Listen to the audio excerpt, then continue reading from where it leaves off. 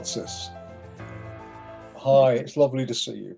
And thank you so much for agreeing to do this with me. How have you been the last 2 or 3 months in these strange times? I suppose I thought it would be more creative than it perhaps was, given the amount of time we were supposed to have suddenly been given back, everything being cancelled suddenly. But it was quite, I think the news was so riveting and so worrying that it was quite difficult to concentrate, as many people have said. I miss my granddaughter, but I've done a lot of gardening. Right. It's strange, isn't it? Because lots of people who write thought it was going to be the ideal opportunity to get lots done. And many have found it's been actually very difficult to work during this period. Yes, it felt historically very important in many ways. Yes. Well, we've got, as you know, a Rigby Graham exhibition on at the moment. And I thought we might, if you're okay, you of course had met him and written a bit about him. And I thought if you're okay with this, we'll chat a little bit about Rigby Graham. Yes. And then, of course, you probably know more about John Piper than anybody, and you wrote that wonderful book. Well, I've got a copy, look at that. There we are.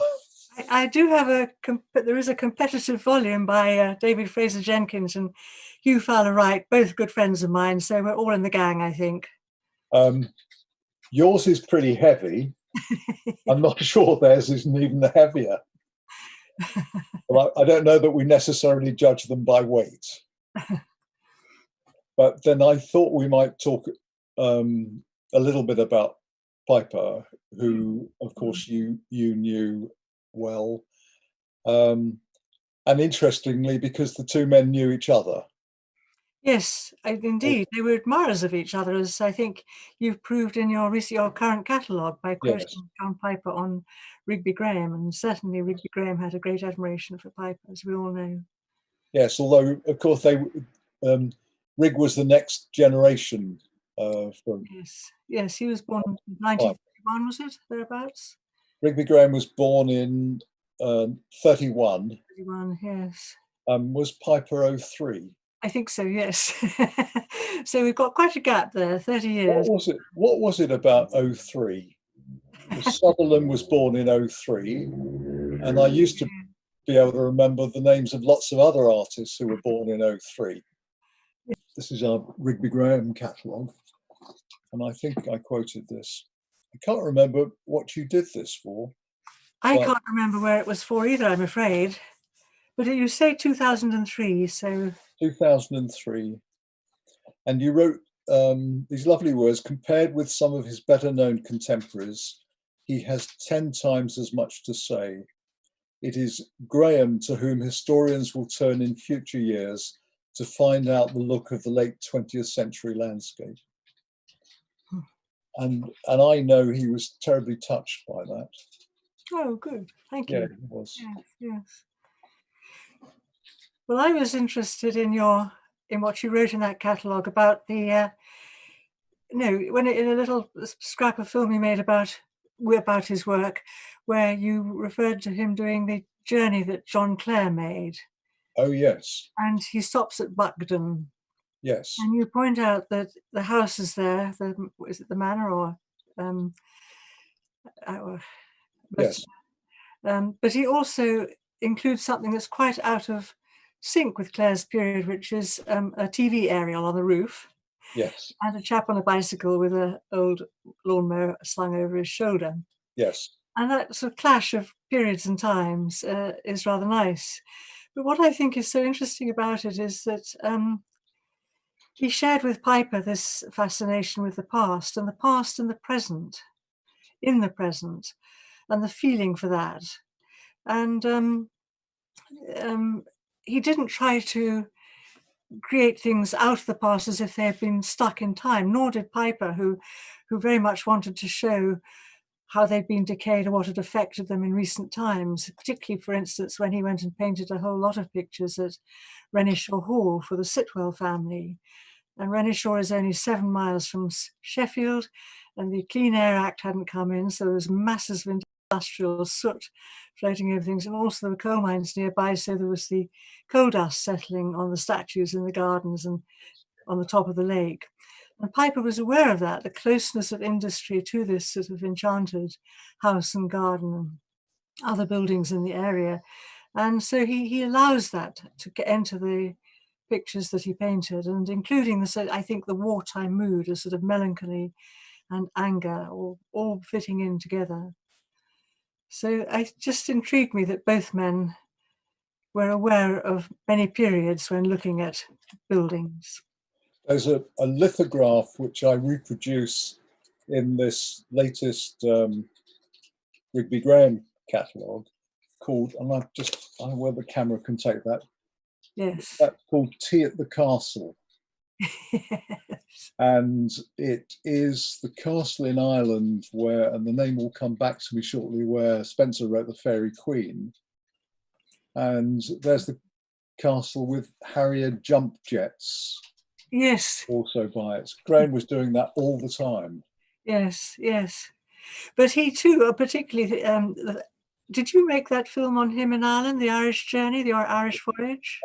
I commissioned it. Yes. And it was actually made by a wonderful filmmaker called Charles Mapleston.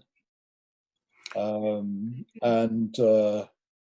I'd made a couple of films with Charles Mapleston, one on Dennis Crefeld, and then the Clare film was made for Anglia Television, when Rigby Graham did the same walk that John Clare had done, where he broke out of a lunatic asylum in Epping and walked all the way back to Glinton near Peterborough. And where we found out where Clare had stopped and maybe written poetry. And in those places, Rigby Graham, followed by a camera crew, stopped and painted and yes, and drew, and that was quite exciting. And after that, we made that was for television, and then we commissioned the film in Ireland, which Mapleston made for me, which was a road movie, and it was meant to be a metaphor for Graham's life. It's very moving in places, and he certainly talks about the shards and remnants of medieval times still being apparent in certain places in Ireland. Yes. I think this is what joins the two men together, this interest not just in place, but in memory and history as well, and letting all of them somehow be combined. Graham told me, he was very friendly with Piper, and said he thought that Piper was one of the most intelligent men he'd ever met. Yes. And that if you were talking about a church or a castle or whatever it was, Piper would actually know where the stone had been quarried. His knowledge and understanding of buildings was immense. He's said to have been spectacularly good on the Royal Fine Art Commission, which was when it was a little bit preceded English Heritage, and if they were sent in an application to build a modern building in a certain setting in some small town somewhere, they would turn to Piper and say, "What will this look like? What will it sit beside?" And Piper would immediately be able to tell you what buildings were where and how it related to the setting, because he just had travelled Britain so much, or certainly England and Wales so much, that he knew things very, very well. Yes. He had a phenomenal memory, obviously. But yes, I think he was a very quick thinker too. Yes. And hence why he was able to earn a bit of money at the start of his career by writing art criticism rather well. Yes. I think Rigby Graham, though, was influenced by a number of those neo-romantics. Certainly a bit of John Minton in Graham's work, isn't there? He was a rather lovely use of an acid yellow that John Minton began to use after the war. As a student, when Rigg was a student, he became very enamoured with the work of John Minton, to such an extent that he got himself a copy of Time Was Away. Yes. You know that one? Indeed, I do. Yes. Yes, where Minton had gone to Corsica. And I think he spent 2 weeks out there.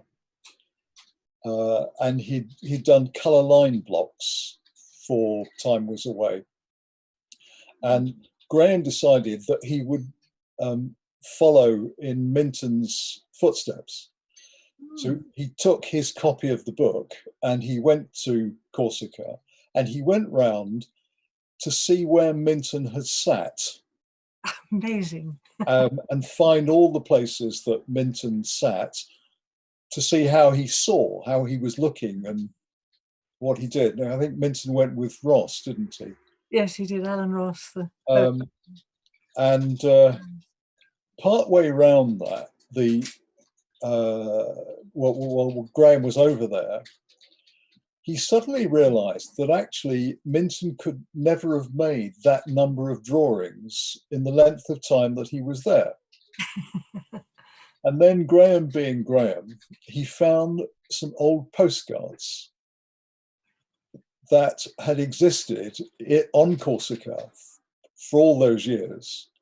And he worked out that while Minton had done numbers of the drawings for the book while he was there, he had also collected postcards, which he'd brought back, and he'd used those as reference for some of the pictures in Time Was Away. I wish I'd known that when I had written my book on the Pipers. He then wrote the first book. Graham wrote the first book on Minton's illustrations, I think. He did write a long article somewhere. I've been trying to rediscover it. That's, yes, very good one. He wrote a book on it without permission. And there's something strange in the front of the book where he apologizes if inadvertently he says he missed acknowledging somebody or asking permission to do something. Oh, yes. But he was very fond of Minton, and actually also of Sutherland. Yes, and the spikiness in Sutherland is a little sometimes in Rigby Graham, isn't it, in his work? Yeah, there's quite a bit of spikiness in Rigby Graham. The first letter that he ever wrote to me, and I might perhaps read a bit of this,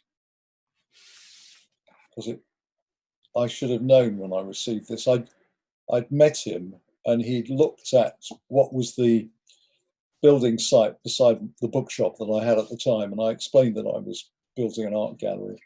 And the next day, I got a letter from him, and what he wrote to me was, "No doubt you will be inundated with the usual run of local talent, budding artists, people with potential and promise. Well, when all these have run their course, you might care to show someone who has no promise and is not worn down by potential or skill, but who produces stuff in anger and bitterness, with hopelessness and vindictive spite. Stuff which is rather too much for most people, is an acquired taste which appeals to the lopsided and the idiosyncratic." Well, I think this is very interesting, because I think there's a direct connection here again with John Piper, because Piper once said of the composer Benjamin Britten that why he got on, so he worked enormous amount with Britten. After very early on, he did one of his operas, the designs and sets for one of his operas. And after that, he remained the designer for all Britten's main operas, right to the end, aside from the television version of Owen Wingrave. But I mean, they got to know each other terribly well. But Piper once said that one reason why he liked Benjamin Britten was because he had this restrainedly violent character. Now, Britten was pretty polite, but he always only ever said what he meant. But it's interesting that he saw beneath the veneer of his politeness to this very different kind of person. But I think it's also something, Piper said he tended to like people with that sort of character, but it's also something of his own character in that statement. And it's certainly in Rigby Graham. So I think the three of them are three of a kind, really, aren't they? I think. Graham really liked the barbed wire and the detritus of the landscape, and he loved the way in which nature was, whatever we did, nature was taking it all back. Yes. Yes, yes. Well, I mean, also between Piper and Graham, there's a large representation of aspects of Britain, isn't there, in their work? Yes. And I think it explains the popularity of both of them to some extent. When I brought my book on the Pipers out, or when it came out, I think the publishers thought, well, it's an art book and it'll reach an art audience, and that's that. And so they, published a certain number in hardback to start with, and it sold out within 2 weeks because many people had pre-ordered the book. As so, yes, Johnny. yeah. Oh, lovely. There we are. There's the book. But the point I'm wanting to make is, and then it went through 3, if not 4, I can't remember, hardback copies before it went into paperback. But what surprised myself as well as the publishers was that the audience for Piper, because of his involvement with places and the number of prints as well as paintings he's done of various parts of England and Wales and other places, is that he had appealed to people who weren't necessarily an art audience, but recognized that these works said something about a place or places they knew, and they began to be interested and then became passionate about him. And it had a much wider audience than the usual art audience for books. Yes, I remember we did one of the launches for OUP, and was it 2009? And you kindly came to the gallery. Yes. On a Sunday, and we had a packed house. I remember it being a very busy and a very enjoyable occasion, but non-stop, wasn't it? It was absolutely non-stop. When you were writing that book, did the Pipers give you very good access to whatever you wanted? Indeed, they did. They were enormously helpful. But the people I really should mention are John and Ginny Murray, the John Murray, publisher, and his wife, because the Pipers had been encouraged to leave the something like 22 wine boxes stuffed full of archival material, letters and so on, with the Murrays, because they had a fireproof vault in their basement for all the really precious items that have, developed in the course of their long history of publishing. And so the papers were perfectly safe. And I was given a little room at the back of the house. There's a sort of internal courtyard. It's just off Piccadilly in Mayfair. And they Ginny Murray brought up one box after another, which took me quite a time to get through them all. But they couldn't have been more helpful and kind with that. And as for the Piper family, yes, they were extremely, extremely good and helpful. And everybody who I went to see about Piper talked readily about them, because they seem to, both he and his wife, Mivanwi, have generated a great deal of affection. Well, Piper was hugely generous, wasn't he, in every respect? He was phenomenal. He produced so much work in so many different fields, and he had a huge correspondence. If you remember when he was 50, when most people are thinking, well, what might I drop now and in order to concentrate more and more on other things, he took on the designing of stained glass. And in the next 30 years, he produced something like he completed 64 commissions, and that includes the vast baptistry window in Coventry Cathedral. I think it's 8 windows for Eton College Chapel, just masses and masses of work, both from large and small scale, and always responding with great diversity to the commission or what was wanted for the particular church, what was needed in the particular place. And on top, so if you add that to an already very, very busy workload, you've not only got to communicate with people in the church, with your stained glass maker, with the patrons, and all that, and travel the country. And he managed to do all that, and calling in on old friends, if he's some far-flung corner en route, and arranging it all and managing to be back home and so on, to be fed and watered again by Mivanwi. But I did notice that if he had to write a letter about some more personal matter to somebody, say that member of the family who had died or something, he would in the letter write a sentence or two, which were very authentic, very felt, and then he'd immediately move on. There was no lingering in Piper's life. He got on with the job and moved on. And I think that sort of drive that he had is immensely impressive. Do you think we've lost a lot of that now? Well, certainly he could move around a lot more easily because of the fewer cars on the road. If you tried to follow in the footsteps of Piper now, you'd get stuck. Yeah. You wouldn't have the time to do it. The artists did have a different type of training, though, didn't they? And I remember working with Rigby Graham when he was, I suppose he was late 50s and had given up, taken early retirement from his lecturing. And I would be around there perhaps at 9 o'clock in the evening, and he'd be helping me design a catalogue, and he would go on and on and on until it was finished. And sometimes it was 3 and 4 o'clock in the morning. Yeah. And he seemed tireless. He just wouldn't stop until it was done. Yes, but he had so many skills that he could do the lettering and layouts and all sorts of things. Yes, it's extraordinary what he could do, isn't it, with books and printing and even reading his own paper at sometimes. Yeah. I think one thing that Piper said was that television was a great time taker. I don't know what he would say about emails and social media, but they are certainly even worse time takers than television, I think. And Piper had a wonderful sense of humour too, didn't he? I've got a couple of letters. He lived at, for those who don't know, he lived at Fawley Bottom. Yes. And I don't know whether you've seen any of these, but I've got letters where he's written at the top Fawley Bum. Oh, well, that was John Betjeman's invention, yes. Was it? Yes. But Mivanwi had a good one too, because when John Piper had an 80th birthday, she was asked to give a little speech at the lunch or dinner that was held in his honour. And it was later reprinted in the book of essays that was spoken, a kind of festschrift for him.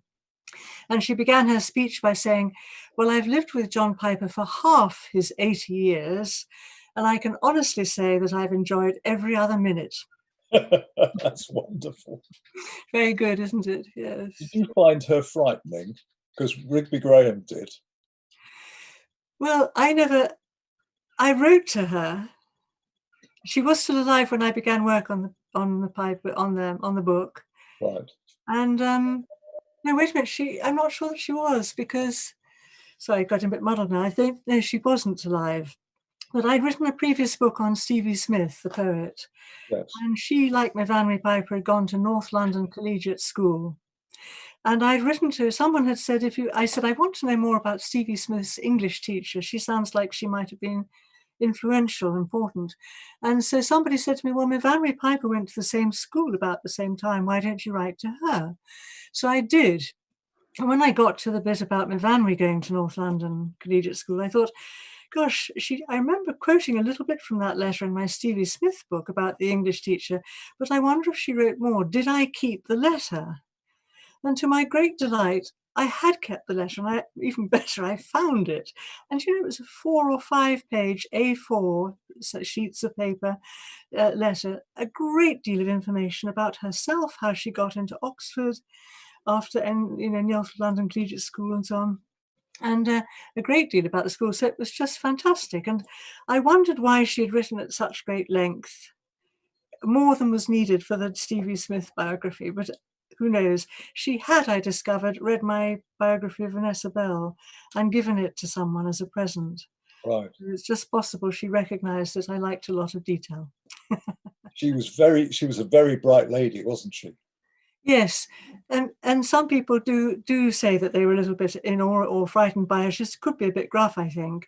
But on the other hand, people who occasionally had problems or something, um, I remember somebody I know who had a marital problem, and all he would say was, "Mevame was a very wise woman," Right.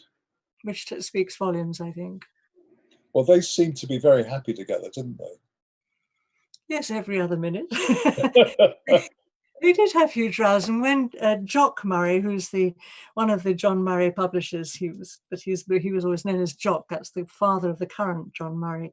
When he took his wife down to Fawley Bottom in the 1940s for the first time, John and Mivannwy had such a bad row in front of them that they both left, presuming divorce was imminent. So, take care. I have to might add to that. There was a lovely quotation the other day by Ruth Bader Ginsburg. Have I got the right name? The only woman, or for some while, the only woman on the American Supreme Court, who's now in her 90s. And she was asked recently how she managed to have such a happy marriage for 50 years. And she thought a little and simply replied, "I sometimes think it's helpful to be a little deaf." Rather sweet. Do you think, I mean, Piper had and shared this with Graham, this extraordinary range of abilities, and seemed to put all his energies into, whether it was book illustration or writing or painting or the stained glass. I mean, it just went on and on and on, didn't it? Yes, it is. Huge range. And I sometimes wonder whether Piper and Graham and someone like Leonard Rosamond, who I have a lot of time for, who also did lots and lots of things, and Michael Ayrton, who it was difficult to pigeonhole. I wondered whether these men suffered at the hands of the art establishment in the UK that seems to want an artist to do one thing and not to put their hands on huge numbers of things. Well, I think that is a problem in this country, and it does encourage certain artists to stay with their style remorselessly and not to develop further. It's a danger, I think, for many artists. It's much easier if you do have a signature style that can be easily sold, I think, than if you suddenly chop and change. But there is the other suggestion that doing what they both did, which was to willingly turn their hand to book illustration or to, whatever, was dangerously mixing art with craft. And it wasn't sufficiently directed and pure. You can't imagine Francis Bacon. I know that he designed rugs in his very early career and was interested in contemporary furniture, but after a bit, you can't imagine Francis Bacon agreeing to do anything like the kind of work that Piper so readily turned his hand to. In fact, there was somebody I met who told me that he'd once met Piper at some event, and Piper had made this remark in, I think, the Crafts magazine where he'd been interviewed, saying he thought he'd turned his hand. I mean, when I say that, it's to a great variety of fields. By that, it often meant that he would do the design, and then in an act of what he called delegated art, he would hand over the design to the craftsman or woman, and they would interpret the design. And one thing that was so good about Piper was his recognition that in that interpretation, the creativity of the maker comes through, and you shouldn't interfere with that because you must respect the skill and craftsmanship of the maker. That's why. He certainly did that with the stained glass, didn't he? We worked a little with Rentians. Yes. And Piper had a long relationship with Rentians, didn't he? Yes, yes. And obviously left Rentians a fair amount of room. Yes, indeed. I mean, an extraordinary amount of room. And that's why it was so successful, I think, for many, many years until they fell out a little bit over Piper refusing to ask for the right price, that sort of thing. But I think it was a very productive and important relationship in the history of stained glass. Yes. I love the fact that we in our handling of John Piper, and mostly prints, but we also have had lots of originals through our hands, and we had lots of the original artwork for the stained glass, particularly of Coventry.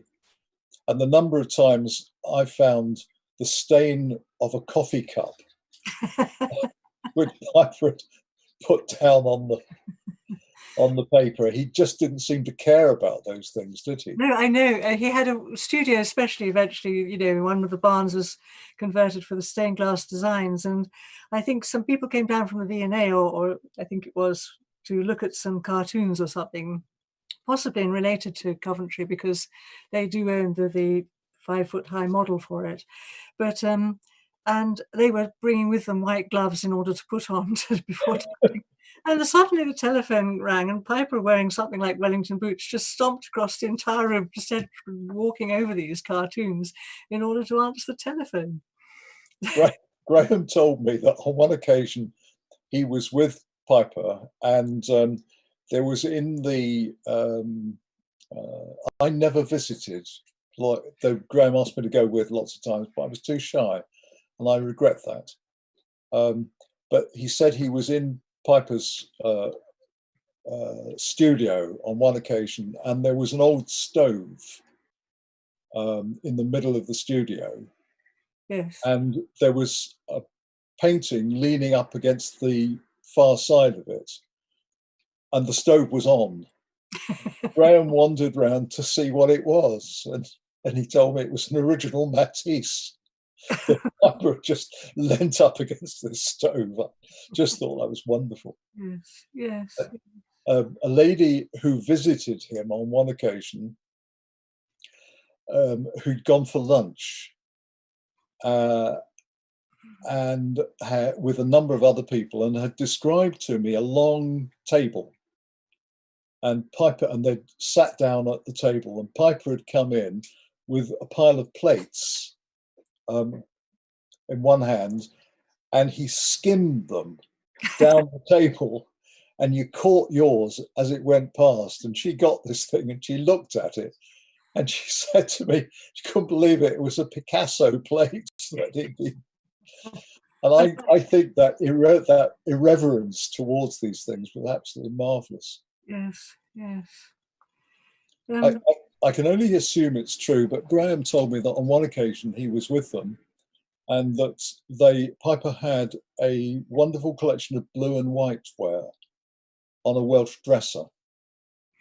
He had photographs I've seen of the kitchen. The dresser was absolutely stacked full of things. Yeah, and Piper said that Graham said that Piper was sitting drinking a cup of something with his back to this, and Graham heard this strange creaking noise, and he looked up, and he watched as the dresser very slowly leant, and the pegs at the top on one side came out, and the shelf collapsed down onto the next one, and bit by bit, seemingly taking an age, the whole thing collapsed, and all the blue and white ware came down and smashed on the floor. And he said to me, Piper didn't turn round, but he continued sitting there drinking whatever he was drinking. And when the noise had finally stopped, he said to Mfanwy, do you think we should start collecting something else? Just extraordinary. And I love that we are sometimes, I think, too precious, aren't we, with our art? Yes, yes. The other thing I think we need to keep in mind is how much both Piper and Betjeman did to change attitudes to architectural treasures. I mean, we have to remember how many country houses were being destroyed in the first half of the 20th century, and people were rather embarrassed by their sort of overweening sense of privilege of these houses and the absurdity of that they were still around in the 20th century. But the whole swing changed. partly because of this revival of much greater interest in architecture that Piper and Betjeman, among many others, helped create in the mid-20th century. So I think that all the prints and paintings that he did. So I'm sorry, I should turn this off, shouldn't I? Sorry. And the shell guides that he edited with Betjeman to start with are an important part of his legacy, in that particularly through the shell guides, he and Betjeman taught people how to look. I think it's Pevsner who more correctly taught them what they were looking at, but Piper and Betjeman were very keen at pointing out how a church related to its setting, what was particularly good about the vernacular materials in a certain small town, and things like this, which normally sometimes get overlooked. And I think behind that lay the recognition of the pressing needs of the 20th century, building up for more housing, more buildings, more population, and that we did have to make a choice between one building and another, which to preserve and which to allow to be pulled down. And they were very important, I think, in helping to encourage people to be much more aware of their environment. And that seems to be a very important part of what Piper achieved, and Graham too, in his own work. Yes. And it's interesting, as you said, the audience for Piper grows and grows now, doesn't it? Well, it's extraordinary. It doesn't seem to be lessening, but you will probably know more about this than me. I rather thought several exhibitions of Piper have taken place in the last few years, haven't there? Since his death, there's been a great flourish of John Piper exhibitions. Hardly a year goes by without one happening somewhere. I rather thought that interest in his work was going to die with old farts like me, but it's not like that. And we now have people in their late 20s, early 30s buying their first Piper prints. And I think that's absolutely wonderful. Yes. And slowly, in his way too, although the work is, I think, perhaps much more difficult with all the barbed wire and the detritus, Graham's audience is growing too. Oh, good. Yes. Good. That's been absolutely lovely chatting with you. Thank you so much for that. Well, thank you, Mike. I've enjoyed it very much indeed. And I hope that, is this still in print? Yes, it is rather expensive, a paperback, but many places offer it at less price than what's on the. It is an extraordinary book, and it would be lovely if anyone watching this, and I'm sure there will be one or two, go out and get your book, because it's absolutely super. Thank you, Frances. Thank you very much indeed for this. Thank you. Thank you. Bye. Bye-bye.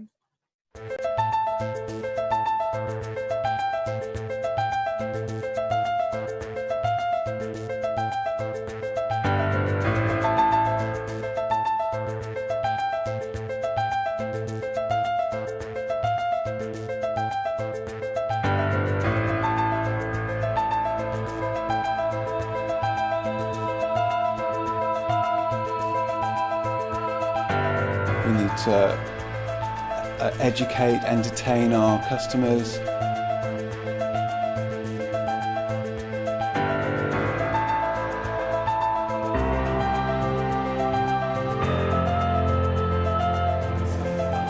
Okay, so now we're going to look at some other of his prints. I'm thinking very seriously about stopping making pots. There's nothing forced, and I think his jugs are really the epitome of that. Hello, welcome to today's broadcast from the Goldmark Gallery. One of my most regular places to visit up in this part of the world is the Goldmark Gallery.